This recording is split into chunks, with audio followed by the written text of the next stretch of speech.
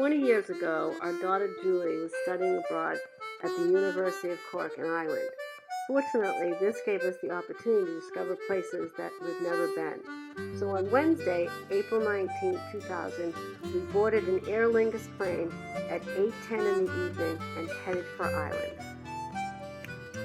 Our flight was pretty non-eventful, and 3,000 miles later, we were at Shannon Airport. And since security was almost non-existent, we were out of the airport within an hour.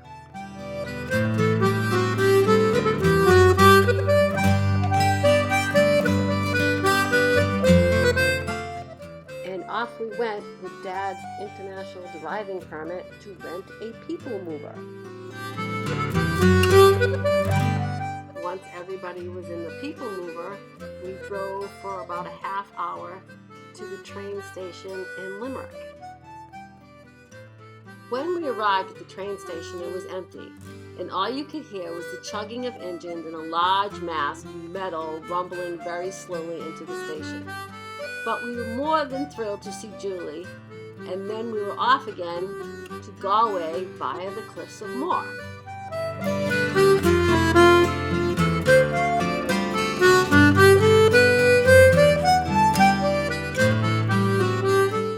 As you can see from the pictures, the weather was not the nicest, but the views were so incredible that we walked along the numerous paths that took us to places where we could see different angles of the cliffs.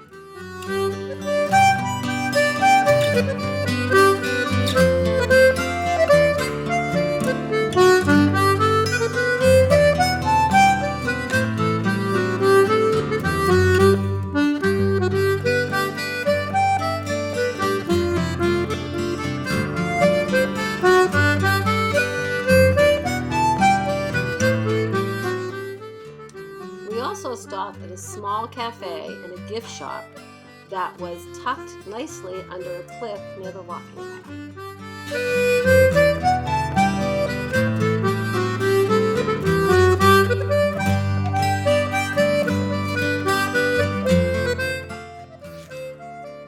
After leaving the Cliffs of Moher, we drove for about 45 minutes through the Bruin. Driving through these small roads was a bit of a challenge, but Dad was an awesome driver. As you can see, the Bruin is a very rugged part of the country, but the views are breathtaking. It actually makes you feel like you're on another planet.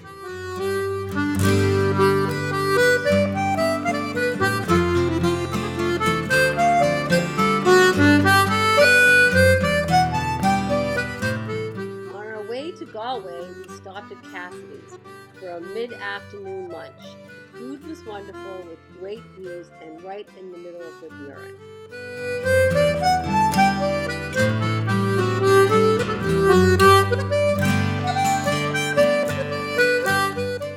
Our first night was spent at the Tara Lodge in Galway. Mike and Orla Conway, the owners, were friendly and welcoming. The food was great, especially the brown bread, and the rooms were super comfy, and we all slept well after a very long day. Our next day was by far the most exciting. After a wonderful breakfast, we were again on the road headed to Roseville Harbor to take the ferry from Galway Bay to Inishmore. However, we got lost and missed the ferry. Luckily, we were able to catch a smaller ferry to Inisheer, which, unlike Inishmore, is the smallest of the 3 islands. I was a bit suspect of taking this ferry because our captain looked like he had slept in a ditch after a long night of drinking. Nonetheless, we boarded and set sail for Inisheer. The sea was choppy and the boat was rocking from side to side. Since I was becoming increasingly seasick on the lower deck, I decided to take a stroll upstairs to get some fresh air. However, by the time I reached the top of the stairs, I got sick, and to make matters worse, the wind was blowing. So you can guess what happened from there. As Julie reported to Dad, who was still on the lower level, it was a real bath fest.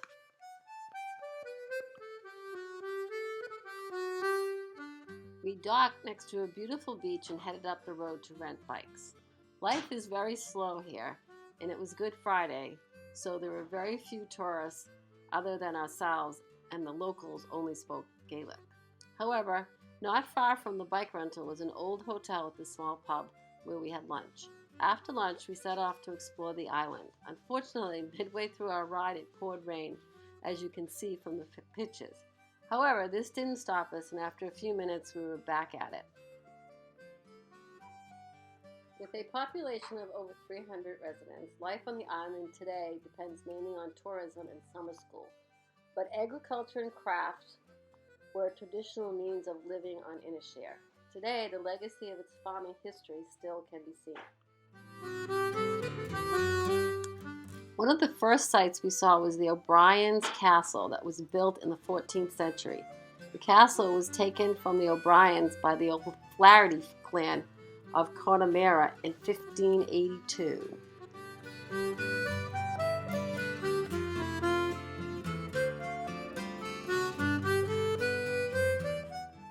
Further down the hill from the castle is a shipwreck named the Placid. The ship was sailing through Galway Bay carrying whiskey, yarn, and stained glass when it got into trouble in a severe storm and crashed onto the rocks in 1960. The local islanders were able to rescue the full crew of 11, and the ship remains on the rocks to this day.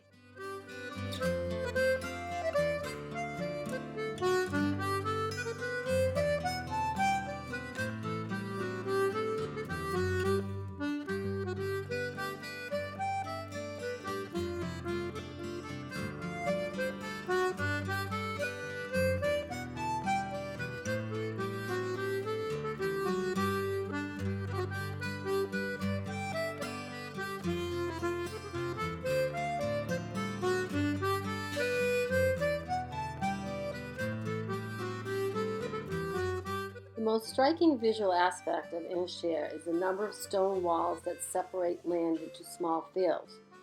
The low stone walls divide the farming fields and segregate livestock, along with keeping the thin layer of soil from blowing away.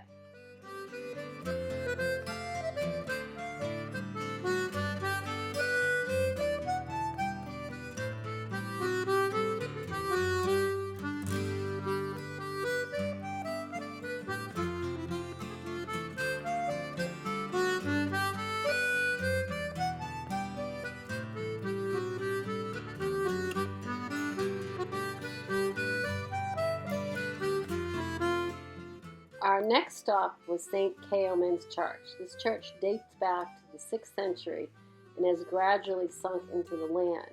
There was also a nearby cemetery with some super old headstones and fairly new ones as well.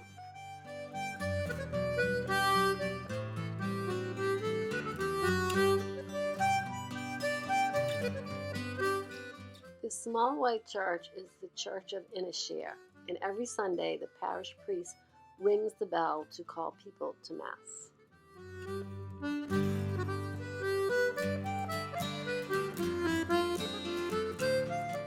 After an entire day of exploring this magical island, it was time to head back to Galway. By the time we boarded our ferry back to Galway, the gigantic waves had turned to a sea of glass. After spending 2 nights in Galway, we headed to Cork City, where Julie was spending a semester abroad at the University of Cork. According to tradition, Cork was founded by Saint Finbarr in the 7th century. He built an abbey there. Its name comes from the Gaelic Corcay, which means marshy place. It has the 3rd largest population in all of Ireland. Our 3rd and 4th nights were spent at the Jury's Inn in Cork. Cork was much prettier than I had imagined, with its colorful houses and picturesque harbor.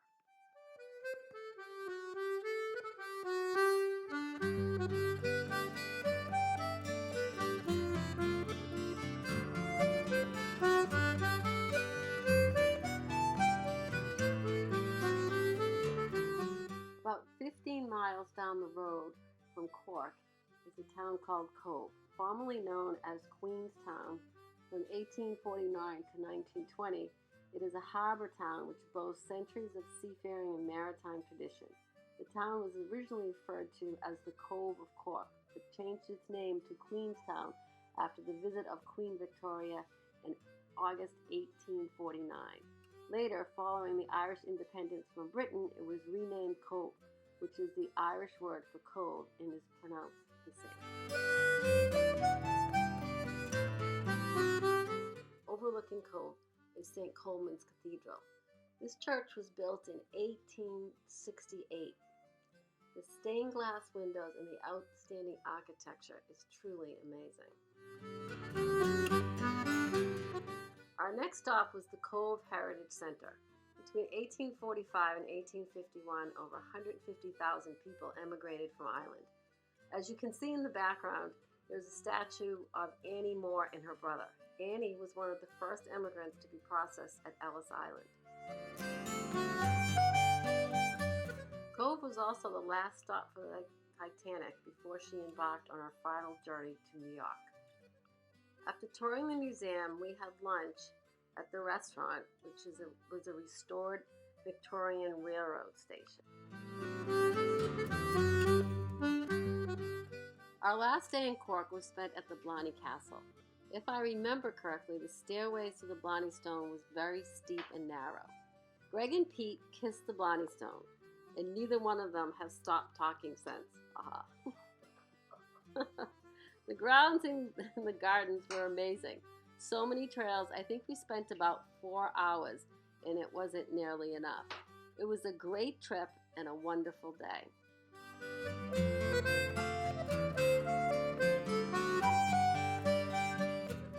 Our last 2 nights were spent in Killarney at the Shireen House, which was only a mile from the center of town and the beginning of the Ring of Kerry. The rooms were beautiful and the food was awesome. Since the roads around the Ring of Kerry are very narrow, we decided to give Dad a break and take a tour bus. Our first stop was the Muckross House, which is located on the majestic Lake Muckross. It has 65 rooms and was built in the 15th century as a Franciscan friary.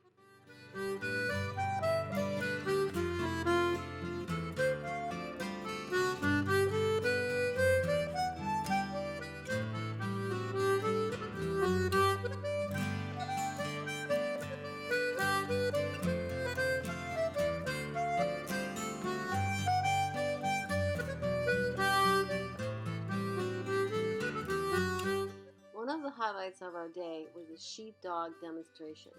It was a working sheep farm, so we were able to hear how the dogs were able to help them herd their sheep off the mountains and across the street. It was really interesting.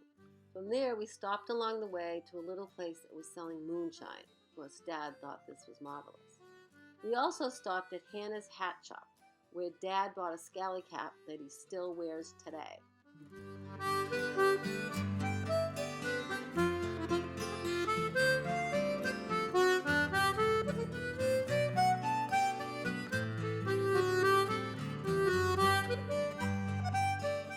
Unfortunately, all good things have to come to an end. Our second night in Killarney and our last night in Ireland was spent at a small pub where, believe it or not, Greg had his first beer, I think. The next morning, we were on the plane headed back to Boston.